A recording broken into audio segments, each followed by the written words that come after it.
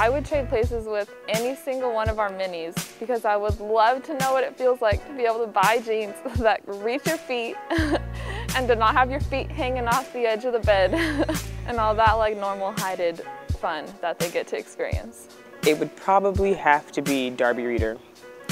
That little girl is very spunky and she just has this most silent little comments that just, oh my goodness. She has a hedgehog. Who has a hedgehog? Laura Shout, because she is amazing and she has really adorable puppies. I would want to trade places with Leela because Leela is coming from a different country, so I want to know like what that would be like, what kind of experience that would be. I wouldn't. I love my place. I love being hitter because I'm digging, I'm passing, I'm hitting, I'm blocking, so I'm doing all the stuff. So I don't want to trade anything.